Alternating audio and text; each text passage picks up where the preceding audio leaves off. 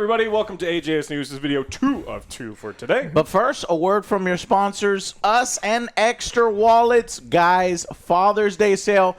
Order now. Because if you order now, you will get it in time for a gift. Wrap it up in a present.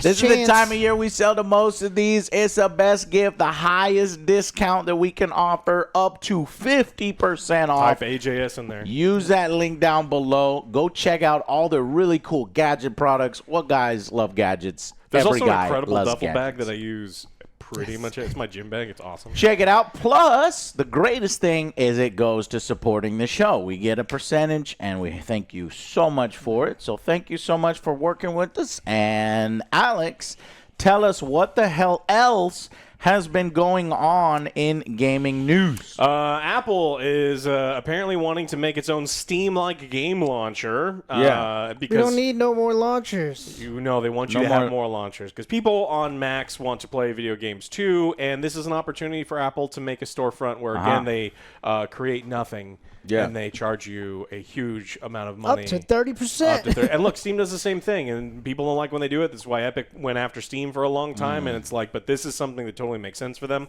The reason I included this one, because everyone wants to make new things. Did you know Apple also recently purchased the studio behind Sneaky Sasquatch? Sneaky Sasquatch? No. I don't even know what Sneaky Sasquatch is. Me neither, but it sounds pretty sweet. I need to go check it out. So it sounds like Apple also wants to do some in-house game development too, if they do some of this stuff. But I figured you'd know. Well, no, because there's one that I was thinking about checking out. It's a Sasquatch survival game. Oh, Sasquatch Simulator? Okay. Yeah, but I was just about to say, Joe's not the good. purveyor of all the Sasquatch video games just because he likes Bigfoot. He was just but apparently he is. He was just looking at a Sasquatch Simulator. It's a survival one. Where you scare campers and stuff. Yeah, I forgot to follow up AJS news, like what's happening this weekend, or this week. We got Ballerina, the movie review, the John Wick Ballerina, so stay tuned to that. The Predator Hulu film is coming out. I thought it was a little further out. That's this week. What was it called again? Is it the anime one? The killer of killing much more Are killers. all of them coming out at the same time, or is it like a weekly drip? I have no idea how. No, it's just a movie. Oh, it's a full. It's a movie. Oh, I thought they were breaking it up into like. It's an anthology movie. Oh, okay. So it's like, well, I think. Oh shit! Now you got me questioned. It's called Predator: Killer of Killers. That was close. And that's this week. So I think that's June 6th. On Friday, we'll have that for you. Ballerina will have something for that because our channel is well known for ballerina coverage. And and then there's just some various video games. Dune Awakening on June 5th, the early access style. Otherwise, that's next week in June 10th. And there's a lot of little ones that I wanted to kind of look at before we continue our adventures in Elden Ring and Doom and stuff. So just more coming this week. Come hang out with us on twitch.tv/Angry Joe Show. What else gaming news? Kojima is apparently working on an anime adaptation of Death Stranding. So we know that Kojima loves movies. Sometimes he even tweets about them. Yeah, he does. I just saw Madam Web. End of tweet. But sometimes he actually has good reviews of certain things, and so this is what he said this week. I'm currently working with A24 on a live-action film adaptation of Death Stranding. When it comes to adapting games into visual media, there are works like The Last of Us, which stay true to the original storyline. He probably is talking about season one, yeah. And films like the Super Mario Brothers movie, which are more a service to fans of the game. So he's in trouble. He's more in line with what we said. No, because we are haters. I'm sure all the Nintendo fanboys attacked him as a hater. It's like if those kids could read, they'd be very upset right now. While these works have their own merits, as a film enthusiast, I want to pursue the expressive potential of cinema. I aim to create Death Stranding that can be only realized through film, one that could win awards at festivals like Canada. And then, in fact, we are also currently working on an anime adaptation. So that's a bit of new news this week. Could be interesting. Anime and a live action. Damn, Especially I didn't expect so much Death Stranding in such a little amount of time. We are about to get this month the sequel, Death Stranding 2. Let's see if it's going to turn us around. Yeah. We weren't big fans. You weren't excited about all of the stuff? I mean, it was good. It had some good aspects. I think we liked it more than most. Some people really hated it and thought it was the worst. No, we had to almost defend the certain aspects that were good. Not everything on the internet's a 1 or a 10, and that's fine. Sometimes things are just a 7, and 7's good. If everything in your life was a 7 out of 10, you'd have one of the best lives ever. Yeah, so you would grow up, internet. All right, let's talk about Mindeye. Mindeye is a game that we keep getting asked about, and then I looked why we're getting asked about because apparently this is the new internet battleground. Remember, you kept on Twitch, people were like, "What is your opinion on Mindeye, bro?" Oh yeah. And you're like, I don't know. Yeah. I haven't played it yet. When does it come out? So according to the CEO, there is a concerted effort to trash the game ahead of its release. I do know that there are bot farms posting negative comments and dislikes. He thinks that he mentions a conspiracy. There are a lot of bot farms on Twitter for the stupidest shit you've ever heard of. So I'm not going to put it past that. There could be bot farms that sort of brigade certain games or communities, but yeah, I don't know why. Why? Mindeye, I'm not really sure it's gonna make this huge impact, but I guess he's very self-important and thinks it's the next coming of the Grand Theft Auto franchise. Yeah, he's a former Grand Theft Auto producer, and so this is a new thing. And look, some of the reports that have come out from trusted sources that are not Twitter bots, people who have taken a look at the game, they're like, look, it's a 15-hour game. Is it closer to the bad Saints Row than it is GTA? They'll leave that up for you to decide, but you look at some of these games and you're like, hey, I'm a former GTA producer. I'm putting out this game that's kind of like GTA. It's like, are you though, or is this more like some of the bad ones? Well, it's like the guy who I don't expect GTA levels from it. Yeah. So I'm actually going to defend Mindeye. It's like, Jesus Christ, just because he's a former Grand Theft Auto developer and he has a little bit of open world sections, people are going to be like, I want that. You mean the $1 billion game? It's like the person who saw Pacific Rim, they made Atlantic Rim. It's like, I saw the movie. I'm going to make Atlantic Rim. Was it good? Joe, I don't think it's quite that. Let's see. At that level. Hey, I would love it. I would love it. And let's make a really funny, angry review. I can't wait to play Mindeye, honestly. But, give it a fair shake. If it's good enough, then it's good enough. A lot of people. We'll check it out. There's Wheelman, right? You remember the Wheelman franchise? You used to play some goddamn game. I don't remember if it was Vigilante or something. Some of the knockoffs of some of the games that me and Alex were playing. Joe would be like, hey, man, you heard of this game? No, everyone's playing Twisted Metal. Why are you playing Vigilante 8? And sometimes they work out to be pretty solid games.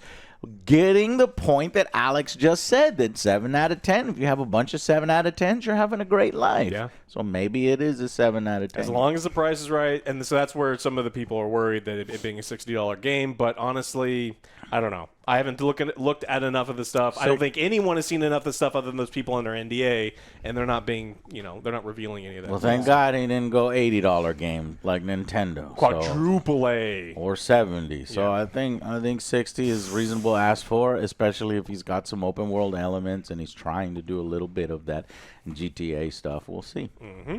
Battlefront 2 is in the news, and not for bad reasons this time. I mean, we talked about Battlefront 2. Everyone's playing it now. Yeah. It's a huge hit. It's not on sale, and it's on the top sales list. It's on some of the top players list. 18,000 people playing for a game that came out years ago. Was there something that an update? Andor, the only Star Wars content that came out is Andor, so the Battle Scarif is in it. Damn, okay. There was a free giveaway on the Epic Game Store back in 2021, but this is just Steam information too. So, I mean, there's a lot of people playing this game. They fixed the thing where a bunch of people had hacked. We mentioned they hacked the game and no one was able to play or spawn in or do anything. So, that's fixed. So, people are back. This group is really happy, and they're posting a lot on X. They're posting a lot on forums and Battlefront stuff. 3. And they think that they already have gotten Battlefront 3 in development. I'm sorry. I don't think that it quite works that way. Yeah. Just because an older game sees a resurgence in numbers, EA is a fickle mistress and a fickle bitch. And it worked for Morbius? No, it didn't. They brought it back. It didn't. Yeah, but they didn't have to do Want to anything. have sex. Zampa zan, zampa jooba zan. I don't know the rest of the lyrics. Just want to have sex. But hey, look, I would like to see Battlefront 3. There ain't nobody. I had so much fun with Battlefront, the classic Battlefronts. Yeah. But when EA came in and started fucking shit up, because the game looks amazing. That's what we can say about the game. The game looks amazing. Over time, they've added updates to make it better in terms of gameplay-wise, but they did fuck it up. So much so that Disney got mad at them. Multiple people were upset with them, the way they tried to do the loot boxes, the progression, all of that shit. They fucked it up. And you're asking for them to fuck it up again. Now, hopefully they learn some of the lessons if they were to produce a Battlefront 3, but I don't think we're at that level. You know, maybe if behind the scenes EA is like, man, we need another Star Wars project because we've got this long-term thing and we're canceling other projects. EA does tend to go to things that they feel already have established fan bases, already have legacy names. So I'm not saying it's impossible that we'll see a Battlefront 3. I just think that some people already believe that Battlefront 3 is in development and imminent. That's not the case. Yeah, they would have to be rushing something out, and I don't think anyone wants a rushed-out version of the game. But if you want to give it a chance, it's $40 on Steam, or it's included with the basic level of PC Game Pass, which, again, great deal. There's so much good stuff on PC Game Pass right now, including... Yeah, there's a lot of DLCs and new maps and stuff that we never got to play, so it would definitely be cool to go back and check it out. We got an update. Randy Pitchford said some stuff that people weren't exactly happy with. God damn it, Randy. But now he's posted some stuff. He posted this really long Twitter essay. Told you he would post an apology. It doesn't read like a Randy Pitchford tweet. I've unfortunately had to, with my own eyes, read things that this buffoon has written and the way he justifies this weird shit. This sounds like a PR person with like a layer of Randy over the top, or like he wrote it and someone has because there's all the stuff like, oh, I'm humbled by the... But he says the gist is the absolute sincere truth is I don't want anyone to pay any more than they should or are comfortable with. And he's just, you know, he said that maybe I shouldn't have tweeted that way. It's like, yeah, maybe you shouldn't, you know, boil down your thoughts, complicated thoughts into 140 characters. And that's why that whole platform is trash and you should stop using it. But that's just me personally. I think that Twitter doesn't have much of a value. Yeah. But so he's apologized for it, and people are trying to, you know, the PR people are in full swing because we have only a couple months before Borderlands 4 launches. They have a new corporate overlord. They got bought last year, and so they're trying to make sure that their sales are good and hot and that everything is fine, and dealing with a CEO who constantly puts his foot in his ass, not just his mouth, in his ass. It's like, no, that's his mouth. No? Okay. No. Yeah, we'll do a different one. But yeah, so. Well, we'll see how much it is. If it's $80, I don't feel comfortable. You don't feel comfortable, or we're going to have to buy it anyway? Don't feel comfortable. Yeah. He means on his own at his house. He's going to use our copy. Pretty much. I'll find a way. Now, if they did something where it's like you get friend codes, that's not something I could see Take-Two allowing them to do, where it's like, hey, you buy this game, you can get at least one friend code or something. That would be lovely, but I doubt it. All right, Joe. Switch comes out this week. Tell me about it. Oh, well, I was, on my phone, and I was browsing through some stories, and I saw this one. Walmart canceling Switch 2 pre-orders. You better check your pre-order, guys. Walmart is reportedly canceling some of them less than a week before the thing is to launch. If this fucking happens, like, Angry Joe would go fucking nuclear if I placed a pre-order for Switch 2, which I did not because I don't like the $80 price point for Mario Kart or the expensive price for this and all of Nintendo's behaviors. But I know there are some Nintendo fans that, just don't care about that and can't help themselves, so they have some on pre-order. Basically, yeah. So go check. Is this a supply problem? Is it supply chain? Remember way back in 2020, this was also a thing from Walmart, so I'd be a little worried. This is so Walmart. It's mostly anecdotal. This is Reddit posting. A few people have posted that they're. It's all over though, because in the UK they're doing it too. There's a retailer called Game that's canceling pre-orders. A lot of people are getting theirs, and so a lot of these invites for pre-orders, the ones from Nintendo, you had to like be part of their special service. And here's how Walmart is going to do this: is they're going to claim, at least one guy received an email claiming that there was an issue with my payment method, which I quickly proved was wrong by also using it to buy some, eShop credit.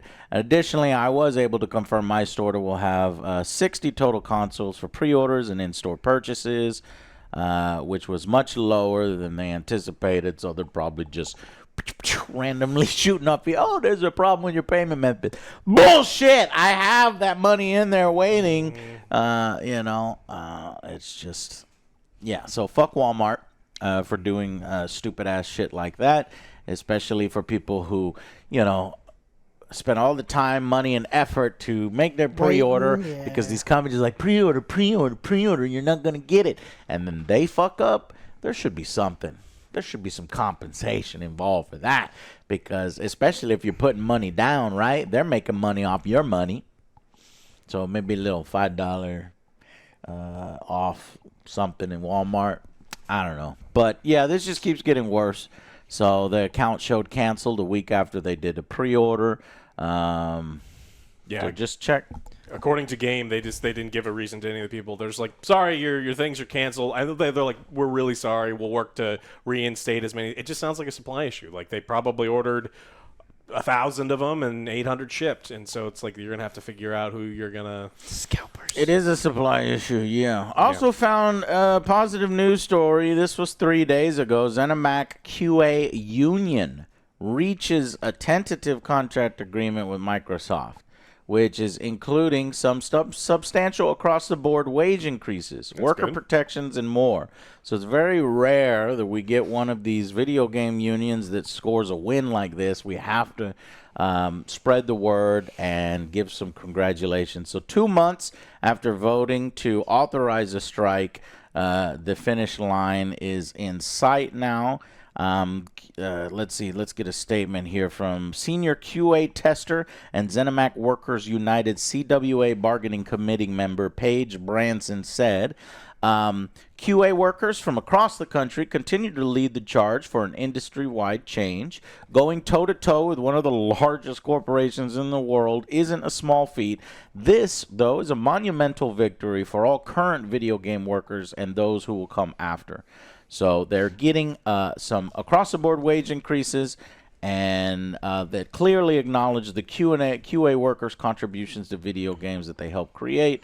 So they got some bonuses and some protections. And this is what unions do, frankly. And it's needed in the video game industry because a lot of these people get chewed up, thrown away, devs included. These are QA testers as well that really get treated really bad. Well, and I'm joking, dumbasses. They don't do a very good job because OJ finds 1 million bugs in every single fucking game he plays. End of joke. I knew that was coming because, it's Zenamax, it's Bethesda. They're well known for their bugs. Yeah. But that's not necessarily these guys. You can't blame these guys. It could also be that Zenamax is like, yeah, we're only going to use Q&A from here and here. And it says a depleted department where they're already run ragged and they're firing people and bringing people in. That's why it has been shit. Could be. So... I don't know. It's just a good story that I wanted to do. So, yep. I mean, anytime that the workers benefit, I'm happy because the people at the top are the ones making the bad decisions. The people at the top are the ones that made Redfall that giant fucking disaster, and the people at the top aren't the ones that are fired. And so it's always the QA people that they spend. They are asked to work overtime. They're asked to work weekends, and the crunch time. The game comes out, and then they're fucking fired. Mm-hmm. And then they're like, hey, we'll hire you back on as a contractor with no benefits. We could fire you at any point in time. And you have to, because if you get on these companies' bad lists, and so it's like it's a horrible environment for these people. Well, it's a good time for it, especially if what's next from Bethesda? Elder Scrolls. Eventually. That's a few years away. Starfield more DLC. Starfield more DLC? What'd you say? done Fallout with that? 5. Yeah. So, all right. So, we're hopefully with happy workers, we'll get a little bit less buggy games when that happens. Indiana Jones. Technically a Bethesda title. Maybe they'll have some QA help. Well, that one's already out. No, the next one they're working on. There's a new one? Yeah. Okay. Meanwhile, so these guys were 300 members strong. There's the other one, Activision, which has 600 members. Activision QA employees. They voted to unionize back in March 2024. While the Bethesda Game Studios developers formed wall-to-wall unions, including artists, designers, and programmers in July 2024. And Blizzard has their own 500-person World of Warcraft team. Yeah. So earlier this year, nearly 200 Overwatch developers launched a union of their own, the Overwatch Game Makers Guild.